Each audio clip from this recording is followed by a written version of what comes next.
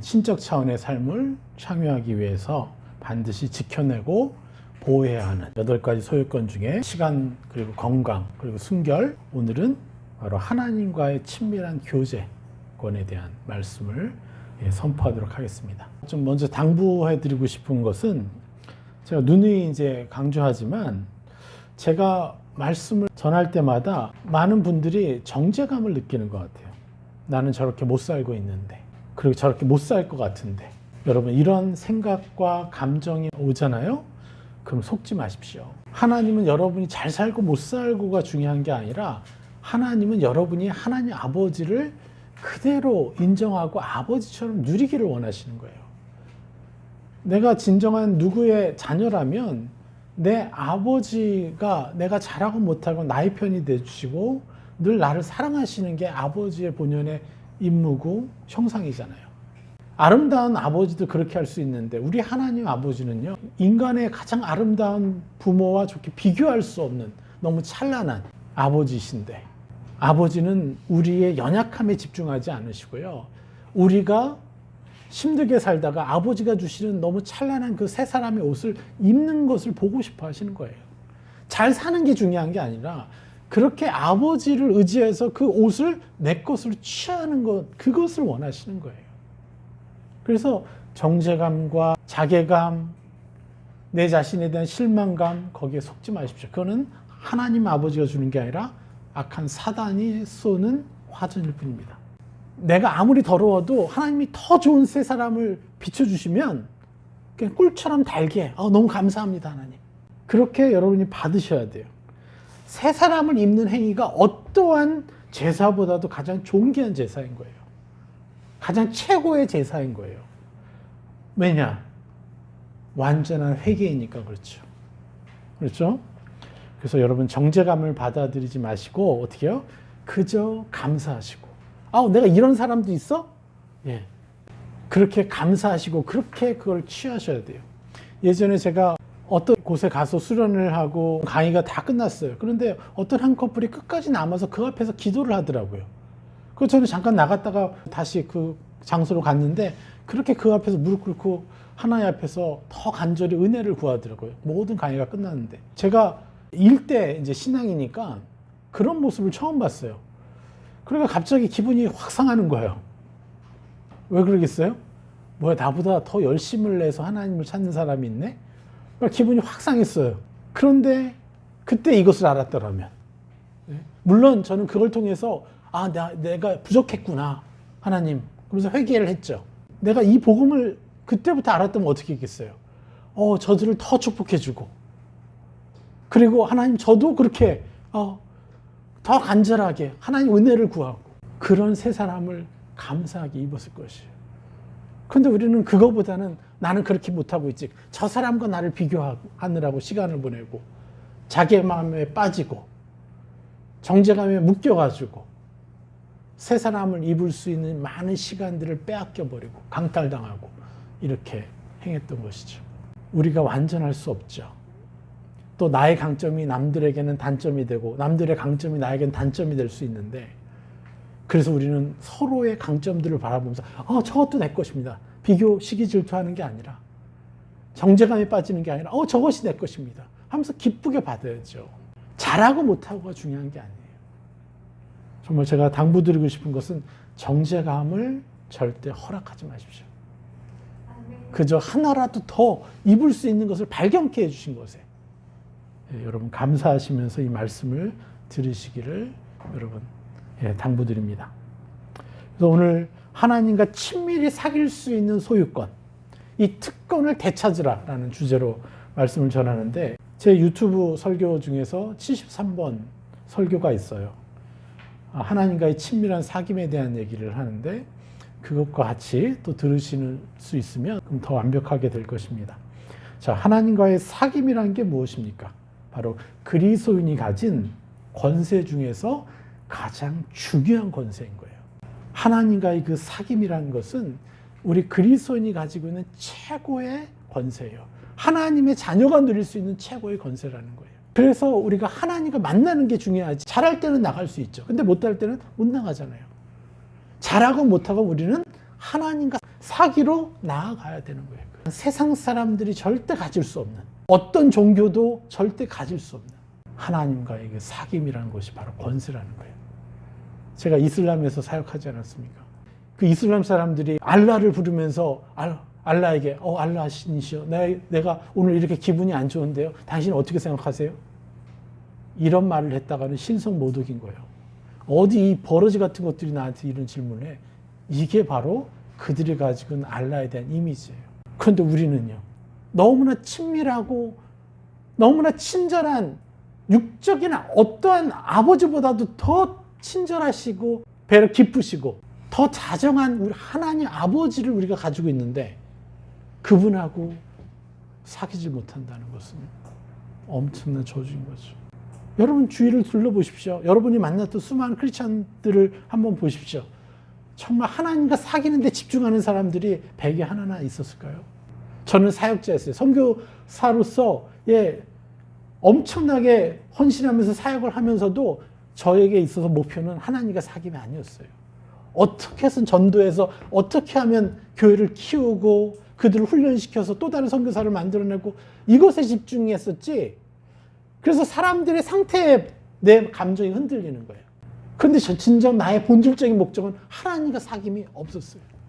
내가 하나님과 사귐이 나의 완전한 목적이었다면 그 사람들의 상태에 그렇게 연연하지 않았을 거예요. 그들이 나를 어떻게 평가하느냐에 연연해야 할 필요가 없었을 거예요. 그런데 저는 이 사역을 하면서 너무 많은 상처를 받았어요. 사실 제가 허락한 상처죠. 예? 그들이 주었다기보다는 어차피 세상은 그런 거니까. 그들이 주었다기보다 내가 그 상처를 만들어서 내가 받아들인 거예요. 왜요? 그 목적이 하나님과 사귐이 아니라 어떠한 것을 이뤄내기 위해서. 그래서 저는 이 온전한 복음을 누리는 수많은 사람들, 전 세계 1억의 정병을 세우고 싶어하는 그 간절함으로 그렇게 사역했기 때문에 막 한두 명 영접하는 걸 만족할 수가 없는 거예요. 그런 데서 속는 거죠. 그러할 때 내가 하나님 앞에 나아가 하나님과 사귀면서 하나님과 많은 것을 교제했다라면 어떻게 됐겠어요? 훨씬 더 행복하게 사역했겠죠. 아마 열매도 훨씬 더 많았을 것이고 또 내가 더 영성이 깊어졌을 거라는 거죠. 이해가 되십니까? 여러분, 비단 저의 사역에 대한 얘기가 아니에요. 여러분의 삶에 대한 얘기라는 거예요. 여러분의 가정, 여러분의 직장, 어떤 관계, 이 모든 것이 다 관계의 문제죠. 여러분이 하나님과의 사귐이 본질적인 목적이 된다면 모든 관계는 축복으로 돌아서게 되어 있는 것이죠. 그래서 이 축복, 이 하나님과의 사귐에, 이것도 그냥 사귐이 아니라 어떤 사귐이에요? 친밀한 사귐. 우리는 24시간 하나님과 데이트할 수 있는 것이잖아요. 그래서 하나님과 사귀지 않으면요, 우리는 하나님의 형상, 내 인생을 향한 하나님의 뜻, 모든 관계의 복잡함, 상처, 거기에 묶여 있느라 하나님이 주시고 싶어하는 놀라운 축복들을 누리지 못하는 그저 그냥 종교적인 인생에 갇혀버린다는 거예요. 그래서 엉뚱한 짓이나 하게 되는 거죠. 물질에 묶이고, 음란에 묶이고, 명예에 묶이고, 자존심에 묶이고, 얼마나 안타깝습니까? 사단이 기독교를 종교화시키려는 이유가 바로 하나님과 사귐의 권세를 강탈하기 위한 것이에요. 그래, 너 예수를 믿어도 돼. 괜찮아. 그런데 절대 하나님을 찾지 않게 하려는 거예요. C.S. 루이스가 쓴 스크루테이프의 편지를 여러분 꼭 읽어보십시오. 제가 20여 년 전에 읽으면서 정말 감탄했던 책인데, 사단은요, 교회 가는 것도 다 안 되면 어쩔 수 없으면 그냥 가라 그래요. 그런데 교회 가서 그 소금이 변질되고 빛이 변질되게끔 하려고 온갖 애를 쓰는데 집중한다는 거예요. 그렇게 변질시킬 수 있는 그 방법이 뭐냐? 바로 우리가 하나님과 사귀지 못할 때는 우리를 속이기가 너무 쉬운 거예요. 그저 남이 가르쳐준 그 하나님을 섬기는 그냥 종교인이 되고, 하나님의 은혜로 우리가 의인되었는데 자기 의를 쫓아서 내가 잘했으면 기쁘고 잘못했으면 정죄감에 빠지고, 이런 계속 종교인의 삶을 사는 것이죠. 종교인으로 구속돼서. 그러니까 밖으로 드러난 것이 목적이 되고 내가 어떻게 비춰지느냐가 목적이 되고, 그래서 기분이 상하고 상황에 따라 기분이 바뀌어가는, 이게 바로 종교인의 삶인 것이죠. 그렇게 되면 이 세상에서 우리 그리스도인이 하나님의 자녀된 이 권능과 권세와 그리고 그 형상이 우리를 통해서 나오겠어요? 나올 수가 없게 되겠죠. 그러니까 아무런 영향력을 끼칠 수가 없는 거예요. 그래서 결국은 이 왕의 신분인데 우리가 노예의 신분으로 전락해가지고 아예 하나님과의 친밀한 사귐이라는 나의 당연한 소유권이고 나의 특권인데 내 것인데 상상조차 하지 못하는 그런 삶을 살게 되는 것이죠. 하나님과 사귀지 못하니까 사람과의 사귐에 묶여 있어요. 사람과의 관계에 묶여 있는 거예요. 왜 우리가 상처를 받죠? 관계 속에서. 저 사람이 내가 좋아하는 만큼 나를 안 좋아해 주니까 상처받는 거예요. 내가 저 사람을 배려해 준 만큼 저 사람을 또 배려받지 못했다는 것 때문에 상처받는 거예요. 그런데 우리가 하나님과 깊이 사귀는 사람들은 그들이 나에게 어떻게 대우하는 게 별로 그렇게 의미가 없어요. 오히려 저의 연약함을 보게 되니까 내가 저들을 대신해서 축복해 줄 수가 있는 거죠. 여러분 정말 인기 있는 사람이 되고 싶어요? 어딜 가서도 정말 찬란한 사람이 되고 싶어요? 하나님과 깊이 사귀고 친밀히 사귀기만 하면 여러분 저절로 그들에게 안식이 되는 사람이 되기 때문에 저절로 인기 있는 사람이 되는 거예요. 그들로부터 인기를 얻으려고 하지 마시고 내가 하나님으로 충분히 사귐을 통해서 충분한 사랑을 받아서 그들을 도와주려는 사람이 되면 저절로 그냥 그렇게 되는 거예요. 인기도 덧없습니다. 그들로부터 인정받는 것도 덧없는 거예요. 그럼 내가 그들을 위해서 뭘 다스려 줄까요? 뭘 축복해 줄까요? 어떤 세상을 입혀줄까요? 이것에만 집중하게 돼 있어요. 세상에 덧없는 것으로부터 완전히 해방되는 것입니다. 시편 25편 14절에 여호와의 친밀하심이 그를 경외하는 자들에게 있으며 그의 언약을 그들에게 보이시리로다. 어떠한 자에게 하나님의 언약을 보이신다고요? 여호와의 그 친밀하심을 누림으로 하나님을 경외하는 자들. 하나님을 두려워하는 자가 아니라 구약에 나오는 이 두려움, 경외, 이건 다 같은 단어예요. 경외예요, 경외. 하나님이 두려운 존재는 종교라고 말씀드렸습니다. 종교들은 신을 결코 경외하지 않습니다. 경외하는 게 아니라 두려워할 뿐이에요. 무서울 뿐이에요. 그래서 넷플릭스 나오는 그 지옥과 같은 그런 신에 대한 이미지를 갖게 돼 있어요, 세상 사람들은. 그렇게 신에 대한 오해를 만들기 위해서 사단은 하나님과의 교제권, 친밀하게 사귀는 이 특권을 차단시켜 버리려고 한 거예요. 뭘 통해서요? 수많은 거짓 진리, 종교들을 만들어내서 그들이 하나님을 그렇게 신을 창조주를 그러한 존재로 인정하게 만들려고 종교를 만들어낸 거예요. 속지 마십시오. 종교는 진리가 아니에요. 기독교도 종교가 되면 더 이상 기독교도 진리가 아닌 것이. 우리는 자기 의로 하나님 앞에 설 수 있는 자가 아니라 오직 하나님의 십자가 보혈로 하나님 앞에 서서 친밀히 교제할 때 우리는 진리 안에 거할 수 있는 것입니다. 그래서 우리는 더 속지 말아야 돼요. 친밀한 경외가 빠지면 우리는 종교화 된다는 것을 잊지 마십시오. 그래서 끊임없이 경쟁하세요. 선의 경쟁. 내가 오늘 하루에 몇 번이나 하나님을 불렀고 몇 번이나 하나님께 말씀드렸고 어떤 사람이 불쾌한 사람이 떠올랐을 때 하나님 저 불쾌한데요? 그러면서 그들에게 얼마나 새로운 사람을 입혀줬는지 새 사람을 입혀줬는지 설령 입혀주지 못했을지라도 내가 하나님을 몇 번이나 불렀을까? 우리는 세상의 구속이 돼서 세상의 노예로 살아갈 사람이 아니라 세상을 다스리는 왕의 권세로 살아가야 되는 거예요. 그래서 여러분이 돈이 없어요? 여러분이 누구한테 매력적으로 보일 만한 외적인 게 없어요? 상관없습니다. 여러분이 그것을 행할 때 가장 찬란한 자로 사람들한테 인정받을 것이에요. 물론 한두 번 만난 사람은 모르겠죠, 나의 진가를. 그럼 내가 한두 번 나를 만나는 사람들을 위해서 내가 살 거예요? 여러분을 끊임없이 만나고 여러분과 계속해서 생활하는 그 사람들에게 여러분 영향력 있는 사람이 되면 되는 거예요. 그래서 친밀한 경외가 빠지면 우리는 종교화 된다는 것. 그렇게 되면 나는 왕의 권세로 사는 게 아니라 노예처럼 상황에 묶이고 사람들의 대우에 묶이고 이렇게 초라하게 살 수밖에 없다는 것이죠. 우리는 찬란한 삶을 살아야 됩니다. 그게 누구죠? 바로 여러분이죠. 맞습니까? 네.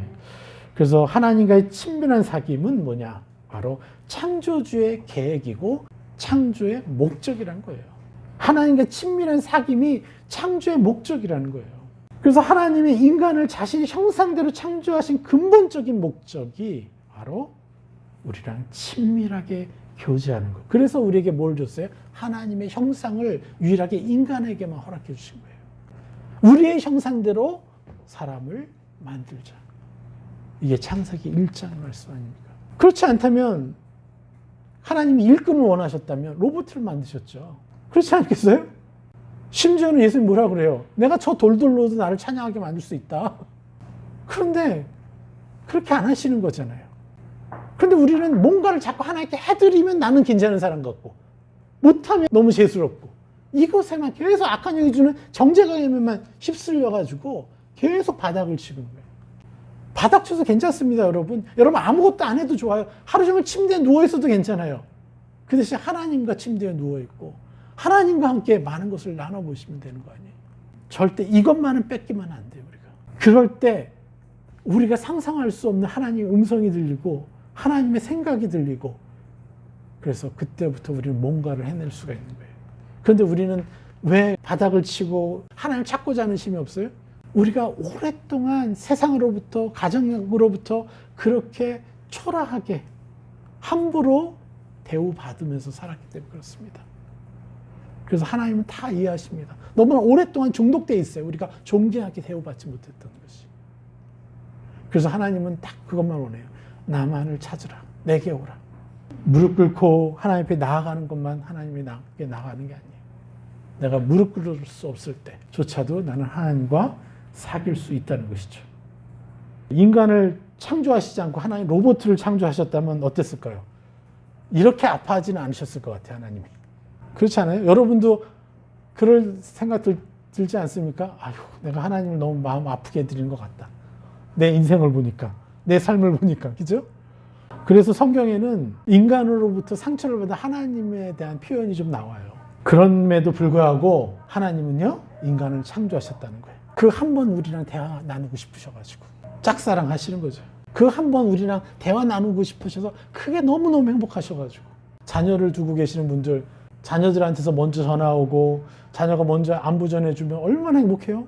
조금이라도 나를 신경 쓰주는 것 같기만 해도 얼마나 행복해요?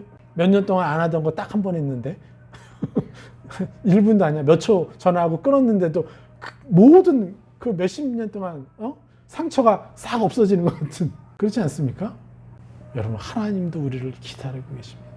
그래서 우리가 하나님 앞에 모든 걸 가지고 나가야지. 우리랑 친밀한 사귐을 하고 싶으신 거예요. 우리가 자녀를 낳는 목적도 그들에게 일을 주고 돈을 벌어오라고 시키려고 하는 게 아니잖아요. 사랑을 주고 싶은 거잖아요. 여러분 우리는 하나님의 자녀입니다. 맞습니까? 그러면 우리 아버지신 하나님을 기쁘게 해드립시다. 그러면 내 삶은 완전한 평강이 오게 돼 있어요. 요한일서 3절부터 7절을 보면 우리가 보고 들은 바를 너에게 전함은 너희로 우리와 사귐이 있게 하려 함이니 우리의 사귐은 아버지와 그의 아들 예수 그리스도와 더불어 누림이라. 복음을 전함의 목적이 뭐라고요? 우리가 보고 들은 바를 너에게 전함. 이게 복음을 전하는 거잖아요. 그 목적이 뭐냐? 너희로 우리와 사귐이 있게 하려 함이니. 우리 형제 자매의 어떤 코에노니아가 있지만 그 다음에 뭐라고 본질적으로 말씀하세요? 우리의 사귐은 아버지와 그의 아들 예수 그리스도와 더불어 누림이라. 이게 복음을 전함의 가장 본질적인 목적인 거예요. 그게 뭐예요? 바로 창조의 목적인 거죠. 이렇게 요한일서 3절은 명확하게 복음 전함의 목적을 얘기하고 있어요. 사귀는 관계, 사귀는 신분을 그 특권을 선물해 주려는 것이 바로 우리가 전도하고자 하는 목적이에요. 그냥 교회에 나오는 숫자를 하나 더 늘리는 게 우리의 목적이 아니라 각 사람이 하나님과 사귀는 사람이 되도록 그 특권과 권세를 그들이 소유하고 누리게 하는 것이 바로 복음 전함, 전도의 목적인 것이죠. 하나님과 사귀는 방법을 구체적으로 설명해 주고 있어요. 6절부터. 뭐라 그래요? 만일 우리가 하나님과 사귐이 있다 하고 어둠에 행하면 거짓말을 하고 진리를 행하지 아니함이거냐. 그가 빛 가운데 계신 것 같이 우리도 빛 가운데 행하면 우리가 서로 사귐이 있고 그 아들 예수의 피가 우리를 모든 죄에서 깨끗하게 하실 것이요. 이게 바로 성경에서 말하는 사귀는 방법이에요. 어둠에 행한다는 게 뭡니까? 사귐이 있는 하나님께 말씀드리지 않는다는 거예요. 사귈 수 있는 하나님께 말씀드리지 않은 것, 그것 자체가 뭐예요? 어둠에 행한다는 거예요. 내 자신에게 말하는 것, 그것이 바로 어둠에 행하는 것이에요. 그래서 우리는 어쩔 수 없어요. 이 세상을 살아가는 동안에 끊임없이 악한 영으로부터 공격받는 이유는 내 스스로 생각하고 내 스스로 느끼면서 살고 있기 때문에 그래요. 그런데 나 혼자 있을 때는 대부분 뭐가 있어요? 옛사람이 나의 주인 될 수가 있어요. 그래서 내 자신과 함께 걸면 안 되는 거예요. 바로 이 모든 떠오르는 것들을 하나님께 가져가는 것이 여러분이 숨 쉬듯 그렇게 습관화시킬 때 여러분에게 악이 침범하지 못하는 것이에요. 이걸 불가능하다고 여기지 마십시오. 이걸 너무나 당연한 것이라고 여기고 그렇게 여러분들이 계속해서 하나님이 내 감정이 왜 이렇죠? 내 기분이 왜 이렇죠? 끊임없이 여러분의 기분과 생각과 많은 것들을 하나님께 내어드리면서 그분과 교제하는 게 여러분의 일상이 되게 하십시오. 그게 습관이 안 됐기 때문에 그게 너무 삐걱거릴 수 있어요, 당연히. 그러나 나는 예수님만큼이나 하나님을 부르고 하나님께 나의 것을 말씀드리는 것이 편한 사람입니다라고 여러분 끊임없이 천국을 침노해 보십시오. 그러면 훨씬 더 저보다 더 빠른 시간 내에 제가 이루었던 이 관계를 더 빨리 누리시게 될 거예요. 저의 소원은 여러분이 나보다 더 빠른 시간 내에 제가 누린 것도 참 보잘것없지만 그래서 앞으로 더 누리게 될 것에 저는 더 갈망하는데 제가 앞으로 더 바뀔 것과 더 하나님과 친밀해질 것을 더 갈망하는데 여러분 저희가 10년, 20년 걸렸다면 더 빨리 5년 안에, 3년 안에 그렇게 됐으면 좋겠어요. 얼마나 행복하겠어요. 우리가 이런 관계를 누리면. 저는 바라봐요. 온 세계에 1억의 하나님의 정병이 하나님의 왕권을 가진 사람들이 그렇게 하나님과 교제하면서 이 세상을 축복하며 다스리는 그 1억의 정병들이 이제 보이기 시작해요. 제 눈에는. 이게 여러분의 소원이 돼야 되고 여러분이 살아가는 목적이 됐으면 좋겠어요. 내가 언제나 사귈 수 있는 하나님께 말씀드리지 않고 내 자신에게 말하는 것, 그것이 바로 어둠에 행한다 그랬죠. 그럼 뭐예요? 하나님의 빛에서 멀어져 있기 때문에 악하고 사단하고 말하고 있지 않더라도 나는 그만큼 닮지 못한 거예요. 하나님의 찬란한 빛으로부터 멀리 떨어져 있으니까 하나님보다는 옛사람, 악한 영에게 더 영향받기 쉬운 거죠.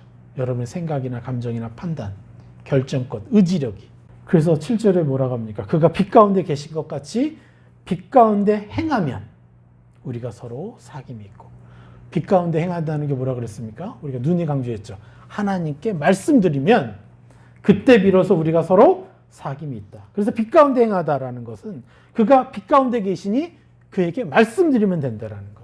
이거 다시 한번 강조합니다. 그래서 빛 가운데 행할 때, 하나님께 말씀드릴 때 그것이 저절로 사귐으로 들어가는 것이죠. 그래서 빛 가운데 행하는 것은 행위가 아니라는 거죠. 사귐의 의로운 행위만을 요구하시는 하나님이시라는 것을 여러분 결코 잊지 마십시오. 뭐라고요? 행위는 표면적인 행위가 아니라 본질적인 행위. 사귐의 의로운 행위만을 요구하시는 하나님. 그분만이 우리의 유일한 아버지 되실 수 있습니다. 은혜로우신 하나님, 자비가 충만하신 하나님, 그리고 배려 깊으신 완전한 아버지시죠. 왜 그래요? 왜 이것만 요구하세요? 각자가 다르잖아요. 우리가 살아왔던 게. 어떤 사람은 태어나자마자 좋은 부모 밑에서 자라서 거룩하게 자라서 너무 거룩한 일 하는 게 너무 쉬워. 어떤 사람은 죄 짓는 게 너무 쉬운 사람이고. 그럼 그들 모두를 할 수 있는 유일한 방법은 뭐예요? 하나님께 말씀드릴 수 있는 것. 그것만 요구하시는 거예요. 그래서. 그러면 그건 다 할 수가 있는 거니까. 좋은 일 했니? 안 했니로 평가하지 않는다는 거예요. 그것은 자기 의가 되고 기독교가 종교가 되는 것이. 우리는 여기에 속지 말아야 됩니다. 자, 우리 하나님과 친밀한 교제를 할 수 있는 권세를 빼앗기는 그 원인에 대해서 한번 보겠습니다. 이사야 59장 1절 여호와의 손이 짧아 구원하지 못하심도 아니요 귀가 둔하여 듣지 못하심도 아니라. 뭐라고 말씀하십니까? 여호와의 손이 짧아서 구원하지 못하심도 아니고 귀가 둔하여 듣지 못하심도 아니라는 거예요. 하나님의 능력, 전지전능한 능력에 문제가 있어서 하나님이 우리한테 못 오시고 우리한테 말을 거실 수 없고 우리의 기도를 들으실 수 없는 것이 아니라는 거예요. 하나님의 그 능력이, 사랑의 능력이 부족해서, 하나님의 은혜의 능력이 부족해서 오실 수 없는 것이 아니라는 거 말씀하신 거예요. 2절에 뭐라고 합니까? 오직 너의 제약이 너희와 너희 하나님 사이를 갈라놓았고, 우리가 하나님과 친밀하게 교제하지 못하고 그 안에 벽이 생기는 그 사이에, 그 이유가 뭐예요? 너희 제약이 너희와 너희 하나님 사이를 갈라놓았고. 누구의 문제라는 거예요? 우리의 문제라는 것이고, 우리가 짓는 죄의 문제라는 거예요. 그래서 하나님은 죄를 미워하시지 여러분을 미워하시는 게 아니에요. 죄 때문에 여러분이 하나님 앞에 나아가지 못하는 것이, 자신에게 나아오지 못하는 것이 하나님이 너무 화가 나고 너무 아프신 것이지, 죄를 짓고 있는 여러분 자신에게 화를 내시거나 여러분 자신을 향해서 미워하시는 하나님이 아니라는 거예요. 오직 하나님은 여러분이 자신에게 나아오지 못하게 하는 그 죄를 싫어하시는 거예요. 그래서 우리는 분명히 알아야 돼요. 너희 죄가 그의 얼굴을 가리워서 너희에게서 듣지 않으시게 함이라. 우리가 들을 기가 막힌다는 거예요. 너희 죄가 그의 얼굴을 가리워서, 여기서 가리워서라는 이 히브리어가 뭐냐? 바로 사타르. 이게 뜻이 뭐예요? 감추다, 숨기다. 그래서 이름을 참 잘 지어야 돼요. 제가 초창기 때 교회를 개척했을 때 선교지에서 초창기 멤버 중에 제 제자 중에 하나가 이름이 뭐였냐면 사타르잔이라고 있었어요. 너무나 영특해요. 무슨 딱 말씀을 전하면 그거를 정말 너무나 이 현실의 세계의 어떤 사건과 비유시켜서 얘기를 할 정도로 너무나 총명하고. 그런데 이 형제의 단점이 뭔지 아세요? 사타르. 감추는 거예요. 자기의 동기를 감추고 자기의 잘못들을 감추려고만 했지, 그리고 잘 보이려고만 한 거예요. 그럼 결국은 제자화가 되지 못해요. 참 너무 안타깝더라고요. 근데 이번에 알았어요. 이게 사타르였구나. 그래서 제가 사타르잔이라는 이름을 좀 바꿔줄 걸. 너는 이제부터 사타르잔이 아니야. 너는 이제부터 일리아스야. 일리아 선지자. 이렇게 했더라면, 이 저희 무지 때문에 너무 안타까워요. 내가 그의 그 현상에, 그가 그렇게 묶여있는 것에 집중하지 않고 더 새 사람을 입혀주는 데 훨씬 더 많이 집중했더라면 그 영혼을 온전한 제자로 세울 수 있었을 텐데. 너무 안타깝죠. 자신의 마음속에 일어난 일들을 감출 때 우린 빛에 노출이 안 돼요. 그러면 계속 옛사람이 말하는 원리대로 살아가게 돼 있어요. 그러면 어둠에 있으면 누구의 밥이 돼요? 사단의 밥이 되는 것이죠. 그래서 제가 계속해서 여러분들에게 셀로 나와라 하는 이유가, 그 셀에서 수많은 것들을 오픈하고, 우리가 자랑질하려고 셀로 나오는 거 아니거든요. 대부분 다 잘못했던 것만 얘기하시면서 행복해 하셔. 네. 그러면서 행복해 하셔. 너무. 그러다 보니까 어느덧 가정이 바뀌어 있고요. 관계가 바뀌어 있고. 이런 역사들이 일어나지 않습니까? 우리의 집중은 뭐예요? 나의 연약함에 집중하는 것이 아니라 나의 연약함 때문에 나의 옛사람을 깨달았고 내가 입어야 될 새 사람을 깨달아서 입는 것에 집중하는 거죠. 그러니까 누가 누구를 판단합니까? 우리가. 그래서 너무나 감사하다는 거죠. 왜 죄에서 사람들이 벗어나지 못합니까? 많은 종교인들이 그렇게 살아요. 죄를 안 지을 자신은 없어요. 그래서 그거는 그대로 인정해요. 그 대신 다른 쪽에 헌신을 하는 거예요. 이게 훨씬 더 쉬워요. 죄를 안 지을, 그 죄를 벗어버리려는 게 너무 어렵다고 생각해서 그거는 그대로 놔둔 채 또 다른 헌신을 해, 자꾸. 그러니까 다람쥐 쳇바퀴 돌듯이 그렇게 그냥 변화 없이 살아가는 거예요. 그러니까 죄를 많이 지을수록 더 헌신해버리고, 죄를 짓게 하는 옛사람을 벗어버리고 새 사람을 입을 생각을 해야 되는데, 거기에 집중해야 되는데, 자신의 실수를 또 다른 선행으로, 또 다른 헌신으로 만회해보려고 하는, 이게 뭐예요? 자기 의를 추구하는 것. 바로 종교인 거죠. 거짓 선지자의 속임에 당하는 것이죠. 그러다가 이제 그 삶이 이제 계속 정착되면 어떻게 돼요? 그냥 종교화 되는 거예요, 인생 자체가. 그래서 하나님이 더 멋진 새 사람의 형상을 딱 보여줘도요, 그게 싫은 거야. 나는 못할 거라고 그렇게 믿어버리고. 여러분, 따뜻한 말을 하는 것보다 차라리 금식하는 게 훨씬 쉬워요. 나 짜증내지 말아야지 이것과 싸우는 것보다 금식하는 게 쉽고요. 차라리 헌금하는 게 쉽고 차라리 봉사하는 게 쉬워요. 이게 종교화된 삶이에요. 우리가 어디만큼 이 샬롬을 누릴 수 있는 사람인지를 알아야 내가 지금 저주받았다는 걸 알아요. 그래서 내가 어느 만큼의 샬롬을 누려야 하는지, 그것을 누리지 못하는 것이 저주라는 것. 그래서 그 저주에 묶여있는 원인이 바로 하나님과 친밀히 사귀지 못해서 하나님 차원의 샬롬을 못 누린다는 것. 이것을 여러분이 좀 알고 있어야 돼요. 이사야서 59장 6절에 그 짠 것으로는 옷을 이룰 수 없을 것이요. 이사야서 59장 1절부터 쭉 얘기했던 게 뭐예요? 우리의 죄악 때문에 하나님과 사귀는 관계가 깨어져 있다라고 분명히 말씀드렸고, 그 결과가 뭐예요? 바로 이사야 59장 6절. 그 짠 것으로는 옷을 이룰 수 없을 것이요. 그 행위로는 자기를 가릴 수 없을 것이며 그 행위는 죄악의 행위라. 그 손에는 포악한 행동이 있으며. 여러분, 우리가 아무리 노력해도 우리가 옷을 입기 위해서 옷감을 가지고 짜지만 결국은 내가 그것을 입을 수 없다는 거죠.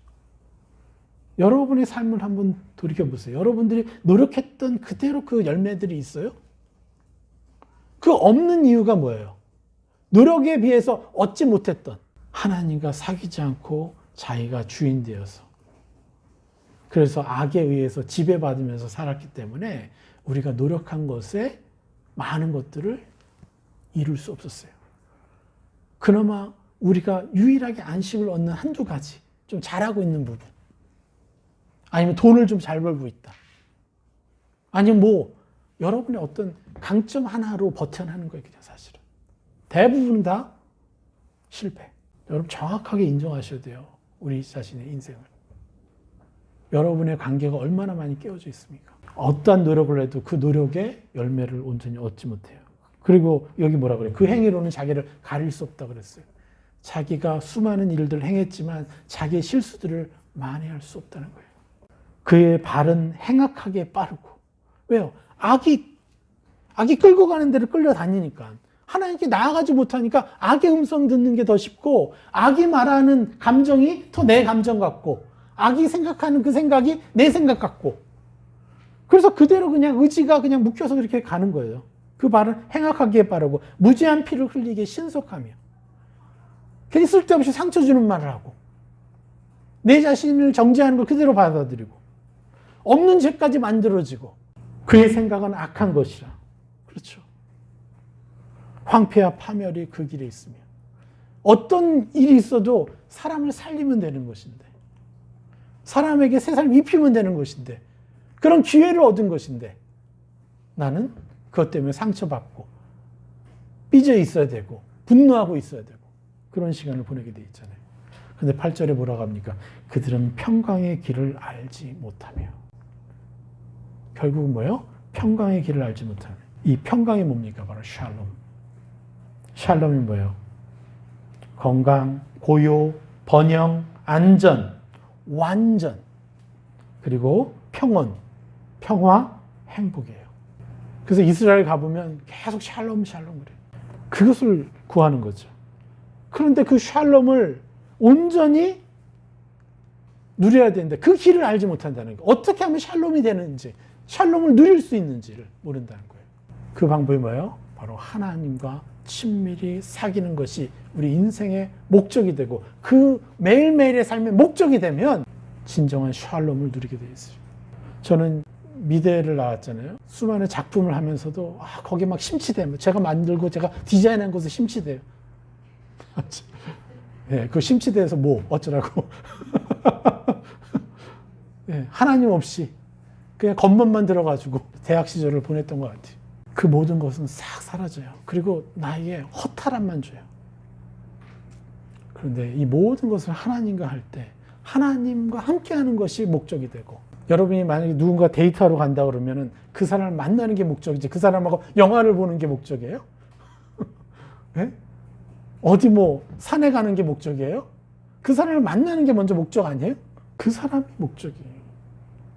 근데 그 하나님이 우리의 목적이 된다면 내가 만나는 모든 관계가 하나님 때문에 훤히 바라봐주고 새로운 차원의 감정을 누릴 수 있게 한다는 거예요. 그러니까 우리 어떤 지저분하고 막 너무 안타까운 그런 것, 그런 거에 속을 필요가 없는 거예요. 내 감정 자체가 안 생기게 돼 있어요. 그렇게 되면. 그래서 이 평강의 길을 우리가 알도록 하나님이 주신 거예요. 얼마나 놀랐습니까? 이게 우리의 특권인 거죠. 우리가 샬롬의 기준, 우리가 행복하게 살지 못하고 하나님과 더 친밀히 사귀지 못하는, 사귀는데 열심을 내지 못하는 그 이유는, 핵심적인 문제는 샬롬의 기준이 너무 낮다라는 거예요. 여러분이 가진 샬롬의 기준을 하나님이 말씀하신 차원으로 여러분 들으시려고, 들었으면 계속해서 입으려고, 하늘 차원의 샬롬을 내가 이 땅에서부터 누리는 자라고, 그렇게 여러분들이 계속해서 새 사람을 입을 때, 천국을 침노할 때, 여러분 이 세상의 덧없음으로부터 완전히 자유로우실 수 있어요. 여러분들의 무기력함으로부터도 벗어날 수가 있고요.